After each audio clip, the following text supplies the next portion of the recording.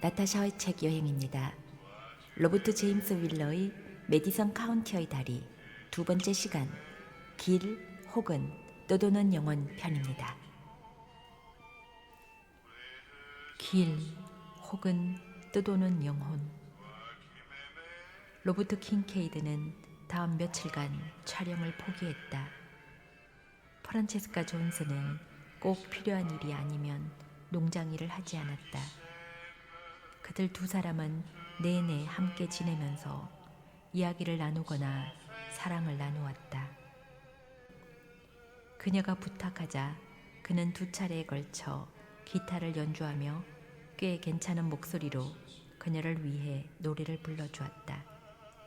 조금은 불편한 음성으로 그녀가 그의 첫 번째 청중이라고 말하면서 그가 그렇게 말하자 프란체스카는 미소 지으며 그에게 키스했다.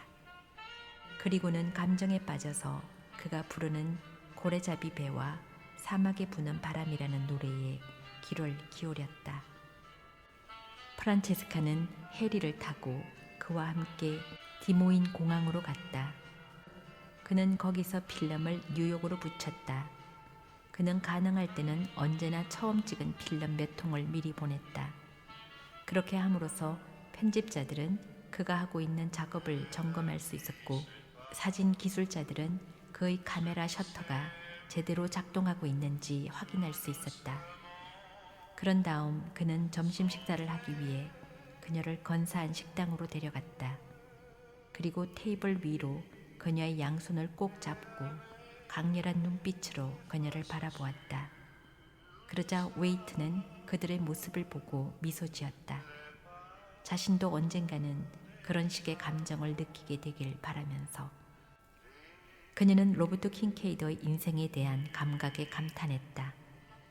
인생이란 어차피 종착역을 향한 기약할 길 없는 행진이라는 것을 그는 마음 깊숙이에서 받아들이고 있었다. 카우보이란 별종 또한 조만간 사라져야 할 존재들이었다. 이제 그녀는 그가 진화라는 가지의 종착역에 서 있다고 했던 그 말이 무슨 의미인지 이해하기 시작했다. 한 번은 그가 최후의 인리라는 것에 대해 속삭인 적이 있었다. 다시는 오지 않는 것, 결코 결단코 다시 오지 않는 것이라고 사막의 서성은 외쳤어요. 그는 다가올 미래에 대한 것은 아무것도 보지 않았다. 그는 말하자면 시대에 뒤처진 인물이었다. 목요일 오후 그들은 사랑을 나눈 후 이야기를 했다. 두 사람 다 이런 대화를 나누어야 한다는 것을 알고 있었다. 지금까지는 둘 다 피해온 화제였다. 이제 어떻게 되는 거지? 그가 물었다. 프란체스카는 아무 말도 하지 않았다. 가슴이 찢어지는 듯한 침묵이었다. 그러다가 그녀가 나저기 말했다. 나도 모르겠어요. 저 당신이 원한다면 나는 여기 머물겠소. 시내라도 괜찮고 어디라도 상관없소. 당신 가족이 집에 오면 내가 당신 남편에게 어떻게 된 사정인지 이야기하리다. 쉽지는 않을 테지만 내가 제대로 해낼 수 있을 거요. 그녀는 고개를 저었다. 리처드는 이런 일에는 타협하지 않을 거예요. 그는 이해할 수 없을 거예요. 마법이나 열정, 우리가 이야기하고 경험한 그런 것들에 대해서 전혀 이해하지 못해요. 또 앞으로도 이해하지 못할 사람이에요. 굳이 그를 열등한 사람으로 만들 필요는 없어요. 그가 느끼거나 생각해온 것들과 너무 동떨어진 부분이니까요. 그는 그런 화제를 다룰 재주가 없어요. 그럼 흘러가는 대로 내버려 두잔 말이오? 그는 심각하게 말했다. 웃음기라고는 전혀 찾아볼 수 없었다. 나도 모르겠어요, 로버트. 당신은 신비스러운 방법으로 나를 소유했어요. 누구에게 소유되기를 원하지도 않았고 그럴 필요도 없었지만, 그리고 당신 또한 그런 의도가 없었다는 것을 알지만 일이 이렇게 되어버렸어요. 여기 풀밭 위에 당신 곁에 앉아 있는 게 아니에요. 나는 기꺼이 당신 안에 포로로 사로잡혀 있는 거예요. 그가 대답했다. 당신이 내 안에 있는지 또는 내가 당신 안에 있는지, 내가 당신을 과연 소유했는지 확신하지 못하겠어. 적어도 난 당신을 소유하고 싶지는 않아.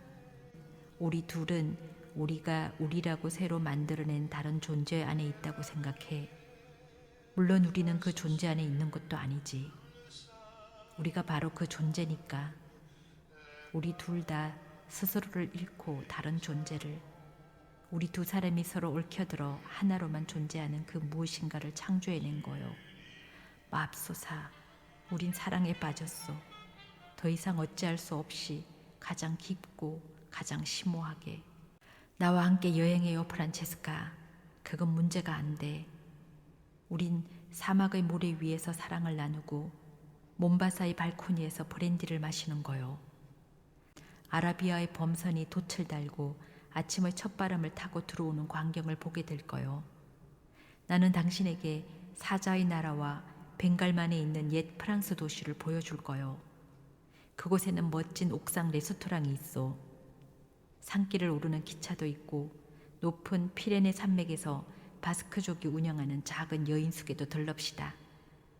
호랑이 원산지 남인도에는 커다란 호수 한가운데에 섬이 있어. 그 섬에는 아주 특별한 장소가 있지. 당신이 길 따라 바람 따라 떠도는 여행을 싫어한다면 어딘가에 개업을 하겠소. 그 지방의 풍물 사진을 찍거나 인물 사진을 찍거나 무슨 일이든 해서 우리가 생활할 수 있도록 하겠소.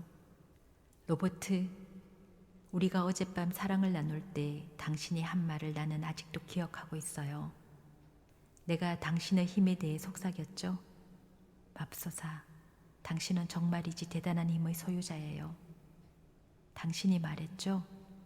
나는 고속도로고 방랑자고 또 바다로 나갔던 모든 돛담배야 라고. 당신이 옳았어요. 당신이 느끼는 건 바로 그거예요. 당신 안에는 길이 있어요. 아니, 그 이상이죠. 뭐라고 설명할 수가 없지만 당신은 어쨌든 길 자체예요.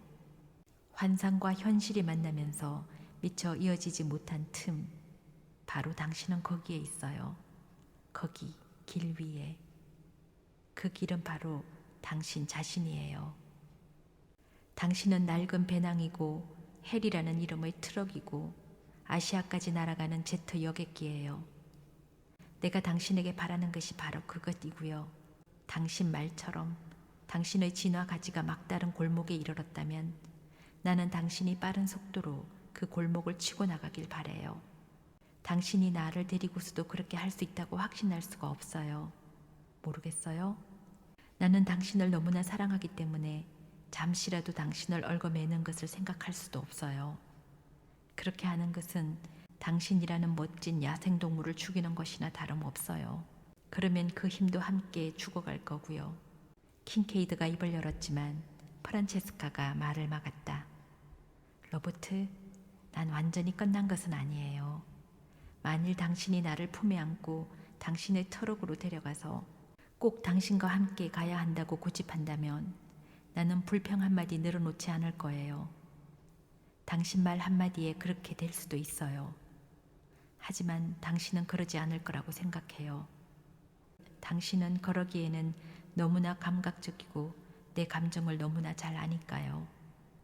그리고 나는 이곳에서 책임감을 느끼고 있어요. 그래요. 이렇게 사는 것은 지겨워요. 내 인생 말이에요.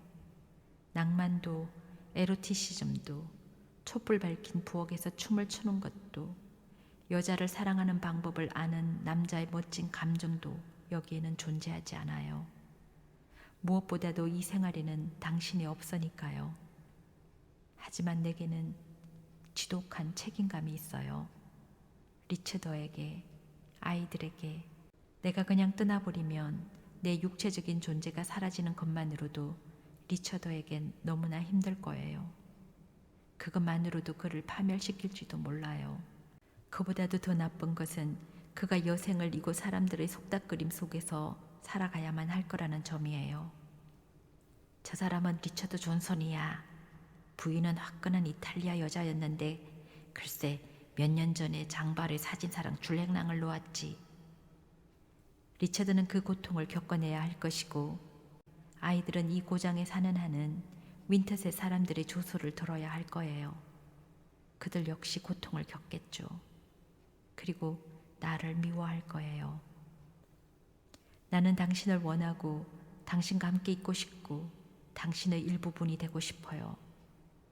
하지만 책임감이라는 현실로부터 내 자신을 찢어내 버릴 수가 없어요. 아까도 말했듯이 당신이 육체적으로나 정신적으로 함께 가야 한다고 고집한다면 나는 도리가 없어요. 내겐 힘도 없어요. 느낌이란 느낌은 다 당신에게 주어버렸으니까.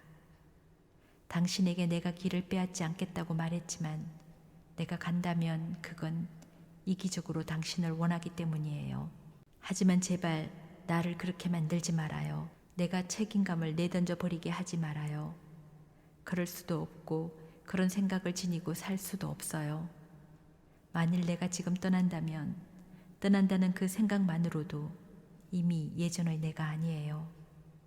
당신이 사랑하게 되었던 그 여자가 아닌 다른 사람으로 변해버릴 거예요. 로버트 킹케이드는 침묵했다. 그는 그녀를 이해할 수 있었다. 길과 책임감과 죄의식이 그녀를 어떻게 변하게 할 것인가에 대한 그녀의 말을 이해했다. 어떤 면으로는 그녀가 옳다는 것을 그는 너무도 잘 알고 있었다. 그는 창밖을 내다보면서 자신과 싸웠다. 그는 그녀의 감정을 이해하기 위해 싸웠다. 프란체스카가 울기 시작했다. 그러고 나서 그들은 오랫동안 서로 껴안았다. 킹케이더가 그녀에게 속삭였다. 할 이야기가 있어. 한 가지만 다시는 이야기하지 않을 거요. 누구에게도. 그리고 당신이 기억해줬으면 좋겠소. 애매함으로 둘러싸인 이 우주에서 이런 확실한 감정은 단 한 번만 오는 거요. 몇 번을 다시 살더라도 다시는 오지 않을 거요. 그들은 그날 밤 다시 사랑을 나누었다. 목요일 밤 해가 뜰 때까지 함께 누워서 서로 쓰다듬고 속삭였다. 그런 후 프란체스카는 슬빛 잠이 들었고 잠에서 깨어났을 때는 해가 높이 떠올라 있었다. 벌써부터 무더웠다. 해리의 문이 삐걱하는 소리가 들리자 프란체스카는 옷을 입었다. 그녀가 부엌에 내려갔을 때 그는 커피를 만들어 놓고 식탁에 앉아서 담배를 피우고 있었다. 그가 그녀에게 씩 웃어 보였다. 그녀는 부엌을 가로질러 와서 그의 가슴에 얼굴을 묻었다. 그녀가 그의 머리칼을 매만지자 그는 그녀의 허리를 감싸 안았다. 킹케이드는 그녀의 몸을 돌려 무릎 위에 앉히고 몸을 쓰다듬었다. 마침내 그가 일어섰다. 그는 낡은 청바지에 깨끗한 카키색 셔츠를 입고 그 위에 오렌지색 멜빵을 하고 있었다. 레드윙 부츠에는 끈이 꼭 메어져 있었고 스위스제 군용 칼이 벨트에 매달려 있었다. 촬영용 조끼는 의자 등받이에 걸쳐져 있었고 조끼 주머니에서 전선이 삐죽히 나와 있었다. 카우보이는 안장을 꾸린 것이었다. 가보는 게 좋겠소. 프란체스카가 고개를 끄덕이며 울기 시작했다. 그녀는 그의 눈에 눈물이 어려 있는 것을 보았다. 하지만 그는 눈물과 함께 얘의 그 희미한 미소를 짓고 있었다. 언젠가 편지를 써도 괜찮겠소? 최소한 사진 한두 장은 보내주고 싶은데. 좋아요. 프란체스카가 찬장문에 매달린 수건으로 눈을 닦으면서 말했다. 너무 많지만 않다면 히피 사진 작가에게 우편물을 받는다고 해도 적당히 둘러댈 수 있을 거예요. 내 워싱턴 주소와 전화번호를 가지고 있어? 그녀가 고개를 끄덕였다. 내가 거기 없으면 내셔널 지오그래픽 사무실로 전화를 해요. 내가 거기 전화번호를 적어줄 테니까. 그는 전화기 옆에 있는 메모지에 번호를 적고 종이를 찢어 그녀의 손에 쥐어주었다. 잡지를 보면 전화번호가 언제나 나와 있어요. 편집부를 대달라고 해요. 그쪽에서는 내가 대부분 어디에 있는지 알고 있으니까. 나를 만나고 싶거나 그냥 이야기만 하고 싶을 때라도 주저하지 말아요. 세계 어디에 있든지 내게 수신자 요금 부담으로 전화를 걸어요. 그렇게 하면 이쪽 청구서에 요금이 부과되지 않으니까. 나는 이 주변에서 며칠 더 머물 테니까 내가 한 말을 잘 생각해 봐요. 이쪽 문제를 어떻게든지 적시 처리하고 함께 북서 쪽으로 달려갈 수도 있으니까. 프란체스카는 아무 말도 하지 않았다. 그녀는 알고 있었다. 그가 정말로 그럴 수 있다는 것을, 문제를 즉시 처리할 수 있다는 것을. 리처드는 그보다 5살 연하였지만 지성적으로나 육체적으로나 로버트 킹케이드와는 비교가 되지 않았다. 그는 조끼를 걸쳤다. 그녀는 마음이 휑하니 비어버렸다. 가지 말아요, 로버트. 그녀는 마음속 어디에선가 울부짖는 자기 목소리를 들을 수 있었다. 그는 프란체스카의 손을 잡고 뒷문을 나와 트럭 쪽으로 갔다. 운전석 문을 열고 한쪽 발을 발판에 올려놓았다가 다시 내리고는 몇 분 동안 그녀를 꼭 안고 있었다. 두 사람 다 말을 하지 않은 채 그냥 그렇게 서서 서로를 향한 감정을 보내고 받고 새겼다. 잊혀지지 않을 감정을. 그녀는 그 순간 그가 말했던 그 특별한 존재의 실체를 다시 확인했다. 마침내 그는 포옹을 풀고 트럭에 올라가 운전석에 앉았다. 문은 열어둔 채였다. 그의 뺨을 타고 눈물이 흘러내렸다. 그녀의 뺨에도 눈물이 흘러내렸다.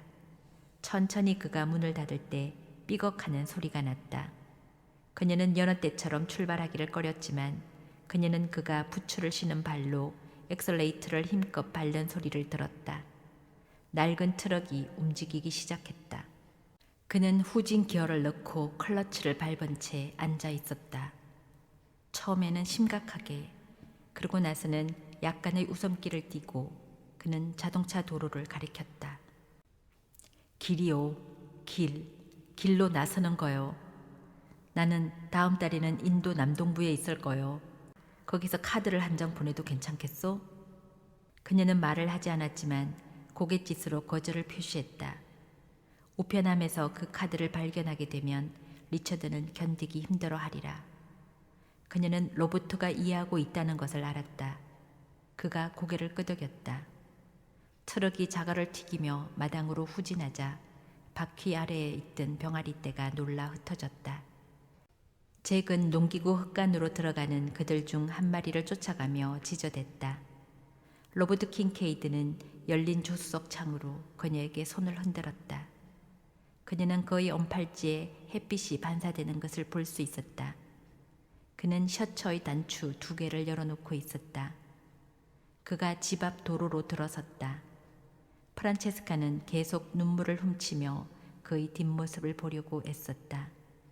눈물 때문에 햇살이 이상한 프리즘을 만들었다. 그녀는 둘이 처음 만난 밤을 생각하고는 서둘러 길의 입구로 가서 흔들리는 낡은 트럭을 바라보았다. 길의 끝에 다다르자 트럭이 멈춰섰다. 운전석이 활짝 열리더니 그가 발판을 내려섰다. 그는 그녀를 볼 수 있었다. 먼 거리라서 조그맣게 보였다. 해리가 더위 속에서 참을성 없이 헐떡거리고 있는 옆에 서서 그는 그녀를 바라보았다. 두 사람 다 움직이지 않았다. 이미 작별 인사를 나눈 터여서 그렇게 바라보기만 했다. 아이오와의 농부의 아내와 쥐나의 가지 끝에 다다른 마지막 카우보이 산에는 30초 동안 그는 거기 그렇게 서 있었다. 사진 작가다운 그의 눈매는 무엇 하나 놓치지 않고 결코 잊혀지지 않을 그들 두 사람의 이미지를 만들어내고 있었다. 킹케이드는 문을 닫고 기어를 넣었다. 시골길을 좌회전해 윈터셋 쪽으로 가면서 그는 다시 울고 있었다. 그는 농장의 북서쪽 끝에 있는 숲의 시야를 가로막기 직전에 뒤를 돌아보았다. 길이 시작되는 곳에서 다리를 포개고 앉아 머리를 양손에 묶고 있는 그녀가 보였다. 리처드와 아이들은 박람회 이야기와 소가 도살용으로 팔리기 전에 탄 리본을 가지고 초저녁에 도착했다. 캐롤리는 곧장 전화기로 달려갔다. 이날은 금요일이었고 마이클은 픽업을 몰고 17살 박이 남자애가 금요일 밤에 즐길 수 있는 일을 하러 시내에 갔다. 대부분은 광장 주변을 어정거리면서 차를 타고 지나가는 여자애들에게 말을 걸거나 고함을 치는 정도였지만 리처드는 버터와 메이플 시럽을 곁들여 먹은 옥수수빵이 맛이 좋았다고 말하면서 텔레비전을 켰다. 그녀는 현관 근해에 앉았다. 10시에 좋아하는 프로그램이 끝나자 리처드가 밖으로 나왔다. 그가 기지개를 켜며 말했다. 집에 오니 정말 좋군. 그러면서 아내를 바라보았다. 당신 괜찮아, 프레니?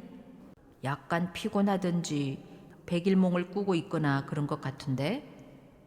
괜찮아요, 리처드. 당신이 무사하고 건강하게 집에 돌아와서 좋아요. 그래, 난 잠자리에 들어야겠어. 박람회에서 일주일을 지냈더니 완전히 지쳤어. 당신도 올라오겠어, 프레니?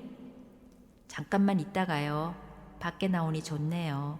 잠시 여기 앉아 있고 싶어요. 그녀는 피곤했지만 리처드가 속으로 섹스를 생각하고 있을까봐 걱정이었다. 오늘 밤에는 도저히 응할 수가 없었다. 그가 침실에서 어정거리는 소리가 들렸다. 침실은 그녀가 그네를 흔들거리고 있는 바로 위쪽이었다. 프란체스카는 맨발이었다. 집 뒤쪽에서 캐롤린이 켜놓은 라디오 소리가 들렸다. 그녀는 다음 며칠 동안 시내에 들어가는 것을 피했다. 로버트 킹케이드가 겨우 몇 마일 떨어져 있다는 것이 언제나 마음에 걸렸다. 그를 보면 자신을 억제할 수 있을 것 같지 않았다. 그에게 뛰어가서 당장요, 지금 당장 가야 해요 라고 소리 지를지도 모르는 일이었다. 프란체스카는 시더 다리에서 그를 만나는 위험도 몰없어지 않았다. 지금은 그를 다시 만나는 것만으로도 너무나 위험 부담이 컸다. 화요일에는 식료품이 거의 동이 났다. 때마침 리처드는 옥수수 따는 기계를 조립하다가 부품이 필요했다. 그날은 계속 비가 내리고 안개가 낮게 깔린 8월치곤 서늘한 날이었다. 리처드는 부품을 구입한 다음 프란체스카가 식료품을 사러 간 사이 카페에서 다른 사람들과 커피를 마시고 있었다. 그는 아내의 스케줄에 맞춰 그녀가 쇼핑을 마쳤을 때쯤 슈퍼 밸류 앞으로 나와 기다리고 있었다. 그는 포드 픽업에서 내려와 그녀가 뒷칸에 짐을 실는 것을 거들었다. 프란체스카는 자리에 앉아 무릎 위에 물건을 내려놓다가 삼각다리와 배낭을 떠올렸다. 농기계 부품상에 다시 돌려야 해. 필요할지도 모르는 부품 하나를 빠뜨렸거든. 그들은 169번 국도를 타고 북쪽으로 올라갔다. 윈터셋의 간선 도로였다. 텍사코 주유소에서 남쪽으로 한 벌럭 떨어진 곳에서 프란체스카는 바퀴에 바람을 넣고 있는 해리를 보았다. 그러더니 해리는 앞창의 와이퍼를 움직이면서 그들 앞쪽에 있는 길로 들어섰다. 존슨 부부가 탄 차도 달려가서 낡은 픽업 바로 뒤에 섰다. 포드 픽업의 높은 좌석에 앉아서 그녀는 픽업 트럭 뒷칸에 덮인 검은 방수천 밑으로 옷가방과 기타 케이스가 스페어 타이어 바로 옆에 묶여 있는 것을 보았다. 뒷창문에 빗물이 흘러내리고 있긴 했지만 그의 머리가 조금 보였다. 그가 소지품 상자에서 뭔가 꺼내려는 듯 몸을 기울이고 있었다. 8일 전 그가 그렇게 하면서 그녀의 다리를 스쳤었다. 그리고 바로 일주일 전 그녀는 디모인으로 가서 분홍 원피스를 샀었다. 저 트럭은 집에서 아주 멀리 왔구먼. 번호판이 워싱턴 주로 되어 있는데 여자가 운전을 하나 봐. 머리가 길잖소? 아니야. 다시 생각해보니 아마 카페에서 사람들이 이야기하던 그 사진 작가라는 사람 같구먼. 리처드가 말했다. 그들은 로버트 킹케이드를 뒤따라 몇 벌럭 북쪽으로 갔다. 거기서 169번 국도는 동서쪽으로 뻗은 92번 도로와 교차했다. 그곳은 사방으로 통행량이 많은 십자로였다. 비가 내리고 안개가 더 심해져서 내거리는 복잡했다. 20초가량 그들은 그대로 앉아 있었다. 그가 바로 앞에 그녀에게서 겨우 1미터 떨어진 곳에 있었다. 프란체스카는 아직도 감행할 수 있었다. 차에서 내려 해리의 오른쪽 문으로 뛰어가 배낭과 아이스박스와 삼각다리 위로 올라가기만 하면 그만이었다. 지난 금요일 로버트 킹케이드가 떠난 이후 그녀는 깨달았다. 그를 좋아한다고 생각하기는 했지만 그럼에도 불구하고 자기 자신의 감정을 심하게 과소평가했었다는 것을. 도저히 그런 감정을 가질 수 없을 것 같았지만 그것은 사실이었다. 프란체스카는 그가 이미 이해했던 것을 이해하기 시작했었다. 그러나 그녀는 책임감에 꽁꽁 얼어붙어 앞 트럭의 뒷창문만 뚫어져라 바라보고 있었다. 평생토록 무엇을 이렇게 집중해서 쳐다본 적이 없었다. 해리의 왼쪽 깜빡이에 불이 들어왔다. 다음 순간 그는 사라져버렸다. 리처드는 트럭의 라디오를 켰다. 그녀의 시선에는 모든 사물이 느릿느릿 돌아가기 시작했다. 마음속에서 이상한 현상이 일어났다. 그의 차례가 오자 천천히 느릿느릿 그는 해리를 내거리 안쪽으로 몰았다. 그녀는 그가 긴 다리로 클러치와 엑셀레이터를 작동하는 모습을, 그리고 기어를 바꿀 때 오른팔의 근육이 움직이는 것을 그려볼 수 있었다. 그러더니 좌회전해서 92번 도로로 들어서 카운실 블러퍼스로 향했다. 블랙힐즈로 북서쪽으로 천천히 느릿느릿 낡은 픽업을 몰았다.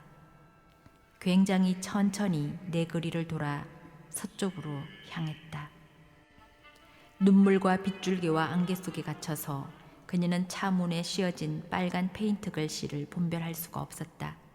그는 회전을 할 때 시야가 잘 보이지 않자 창문을 열었다. 프란체스카는 그 순간 그의 머리가 찰랑거리는 것을 보았다. 해리는 92번 도로로 들어서서 서쪽으로 향하며 창문을 올렸다.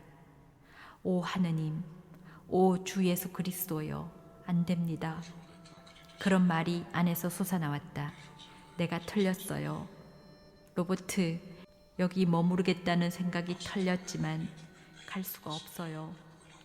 당신에게 다시 말하게 해줘요. 내가 왜 갈 수 없는지, 내가 왜 가야만 하는지 내게 다시 말해줘요. 그녀는 그의 목소리가 고속도로에서 울려 퍼지는 것을 들었다. 애매함으로 둘러싸인 이 우주에서 이런 확실한 감정은 단 한 번만 오는 거요. 몇 번을 다시 살더라도 다시는 오지 않을 거요. 리처드는 트럭을 몰아 내거리를 지나 북쪽으로 향했다. 그녀는 안개와 빛 속에서 사라지는 해리의 빨간 후미등 쪽을 바라보며 순간적으로 그의 얼굴을 찾았다. 대형 화물차 옆을 지나는 낡은 쇠비 픽업이 조그맣게 보였다. 화물차는 마지막 카우보이에게 물을 뿌리며 윈터셋으로 들어갔다. 안녕, 로버트 킹케이드. 그녀는 속으로 중얼거리며 흐느끼기 시작했다. 리처드가 아내를 힐끗 보았다. 왜 그래 프레니? 왜 그래 프레니? 제발 뭐가 잘못됐는지 이야기 좀 해주겠어? 리처드, 혼자 생각에 잠길 시간이 필요해요. 몇 분만 지나면 괜찮아질 거예요. 리처드는 라디오 다이얼을 정오의 가축 가격 뉴스에 맞추었다. 그는 아내를 쳐다보면서 고개를 가로저었다. 지독한 책임감으로 킹케이드를 따라 나서지 못한 프란체스카. 당연히 그래야만 한다라고 모두들 생각하겠죠. 남편 리처드는 감성에 젖어 있는 아내를 절대로 이해하지 못하고 있네요. 마지막 문장이 그걸 말해주고 있습니다. 리처드는 라디오 다이얼을 정오의 가축 가격 뉴스에 맞추었다. 그는 아내를 쳐다보면서 고개를 가로저었다. 지금까지 나타샤의 책 여행이었습니다. 다음 시간에는 제 부분을 읽어보겠습니다. 로버트 킹케이드의 유품이 프란체스카에게 보내지고 그녀는 매년 자기의 생일날에 자신만의 의식을 치르는데요. 그 유품을 꺼내어 그와의 추억을 회상하며 하루를 보냅니다. 지금까지 나타샤의 책 여행이었습니다.